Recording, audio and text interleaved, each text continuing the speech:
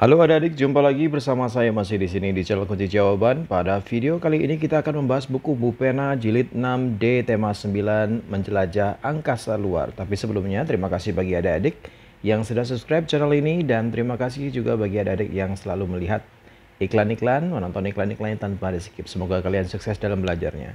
Bagi yang belum subscribe silahkan di subscribe jika video ini bermanfaat untuk adik-adik. Untuk mempersingkat waktu, langsung saja adik-adik dibuka bukunya halaman 145. Di halaman 145 ini ada latihan soal subtema yang kedua dimulai dari bahasa Indonesia. Saya baca nomor 1. Berikut ini yang merupakan contoh cerita fiksi adalah, jawabnya adalah B, fabel. Nomor 2, cerita fiksi dibuat berdasarkan, jawabnya adalah imajinasi penulis. Saya ulangi, imajinasi penulis. Nomor 3, tokoh dalam cerita fiksi terbagi menjadi dua, yaitu titik-titik dan titik-titik. Jawabannya adalah tokoh utama dan tokoh tambahan.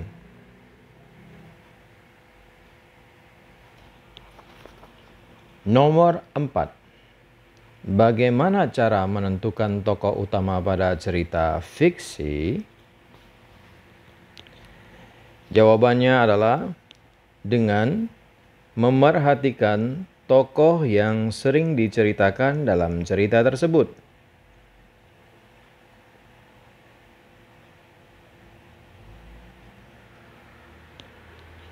Kita lanjut ke bidang studi IPA. Nomor 1, benda angkasa yang dapat memancarkan cahayanya sendiri disebut, jawabannya apa adik-adik? Ya, itu C, matahari. Nomor 2, sabuk asteroid terletak di mana? Jawabannya adalah antara planet Mars dan Jupiter.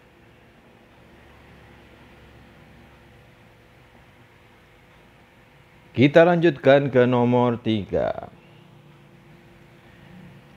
Terbentuknya kawah Baringer di Arizona merupakan dampak dari fenomena, jawabnya adalah hantaman meteorit. Jadi meteor ada yang jatuh dan menghantam di daerah tersebut. Hantaman meteorit. Nomor 4. Apa saja gerakan yang terjadi pada bulan di dalam tata surya? Gerakannya apa aja adik-adik? Yaitu gerakan rotasi dan gerakan revolusi.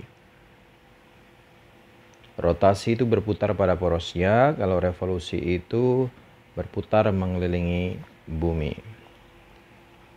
Karena bulan kan itu, kalau bumi berputar mengelilingi matahari itu namanya revolusi. Baiklah, kita lanjutkan ke nomor 5. Apakah matahari dalam satu-satunya bintang di galaksi Bima Sakti? Jawabannya adalah tidak, karena masih terdapat banyak lagi bintang yang ada di galaksi Bima Sakti.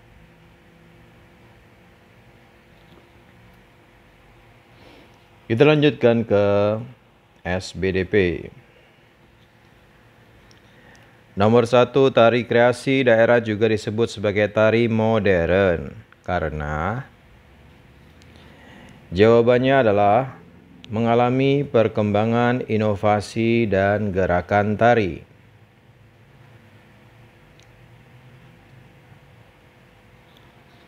Nomor 2, apa persamaan tari daerah dan tari kreasi daerah? Jelaskan. Yang pertama adalah sama-sama memiliki fungsi yang sama di daerah asalnya.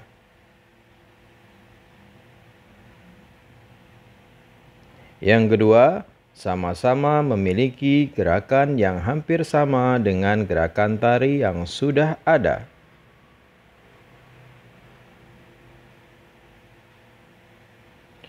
Yang ketiga adalah sama-sama diiringi oleh alat musik dan lagu.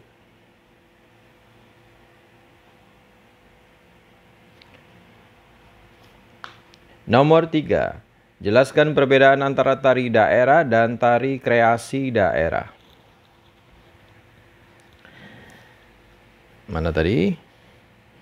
Ini dia. Yang pertama adalah tari kreasi daerah memiliki gerakan tambahan yang tidak ada di tari daerah.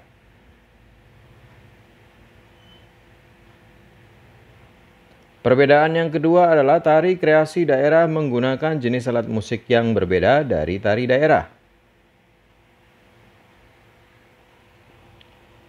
Dan yang ketiga adalah tari kreasi daerah menggunakan busana dan properti tari yang berbeda dari tari daerah.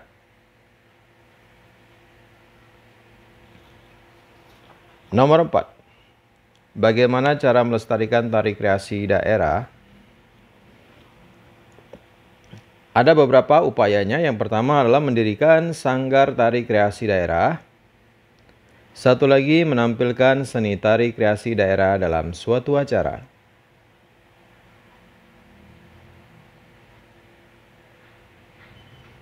Kita lanjutkan ke PPKN nomor 1. Salah satu pengamalan Pancasila sila keempat adalah jawabnya. Kalau yang A, berdoa sebelum belajar, sila pertama.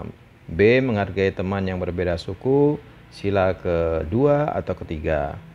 Yang C, melakukan musyawarah, sila keempat. D, bergotong royong, sila kelima, boleh sila ketiga. Jawabannya yang C, melakukan musyawarah pemilihan ketua RT. Nomor 2, salah satu contoh pengamalan Pancasila sila ketiga di lingkungan rumah adalah, banyak ya, salah satunya ini adik-adik, bermain bersama adik dengan rukun.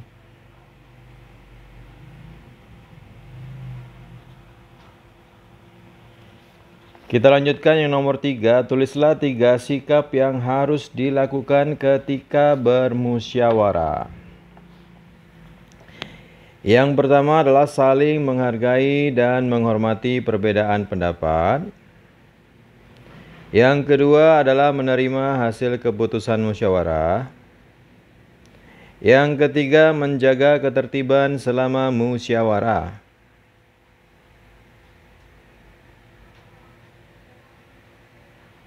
Kita lanjutkan yang nomor 4. Di baliknya adik-adik. Pertanyaannya, jelaskan manfaat melakukan musyawarah dalam kehidupan sehari-hari dan jelaskan. Manfaatnya apa saja? Jawabnya adalah kita dapat menemukan solusi untuk mengatasi masalah. Satu lagi manfaatnya adalah dan dapat meningkatkan persatuan dan kesatuan.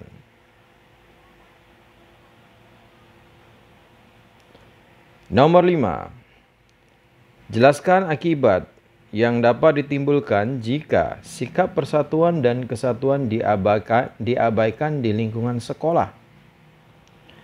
Pastinya akibatnya adalah terjadi perselisihan, terjadi perpecahan, dan terjadi pertikaian. Pertikaian itu perkelahian. Kita lanjut ke IPS nomor 1. Berikut yang bukan merupakan dampak positif modernisasi terhadap kehidupan manusia adalah jawabnya yang D, adanya pola hidup konsumtif. Kita lanjutkan ke nomor 2, penggunaan teknologi internet banking merupakan dampak modernisasi di bidang apa? Jawabnya adalah ekonomi.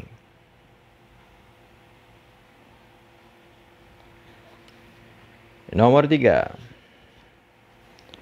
Teknologi internet dapat membantu guru dan siswa dalam mencari informasi. Teknologi tersebut merupakan dampak modernisasi di bidang, jawabnya adalah pendidikan. Nomor 4, tulislah 3 contoh dampak positif yang terjadi akibat modernisasi. Dampak apa tadi adik? Dampak positif, berarti yang baik-baik ya. Yang pertama adalah memberikan kemudahan hidup. Yang kedua, meningkatnya produksi pangan. Dan yang ketiga, terciptanya lapangan pekerjaan. Lanjut ke nomor 5, tulislah 3 contoh dampak negatif yang terjadi akibat modernisasi. Dampak negatif berarti dampak yang buruk. Yang pertama, pencemaran lingkungan. Yang kedua, pola hidup konsumtif. Yang ketiga, kesenjangan sosial. Dan yang keempat, hilangnya budaya bangsa. Baiklah adik-adik, sampai di situ dulu perjumpaan kita pada video kali ini. Semoga video ini bermanfaat. Jangan lupa diulang-ulang lagi pelajarannya. Bagi yang sudah subscribe, terima kasih banyak. Bagi yang belum, silahkan di subscribe jika videonya bermanfaat. Jangan lupa juga di like dan di komen dengan sopan dan di share kepada teman-temannya agar mereka juga terbantu untuk mengerjakan buku pena jilid 6D tema 9 menjelajah angkasa luar. Mohon maaf dengan segala kekurangannya. Terima kasih dan sampai jumpa.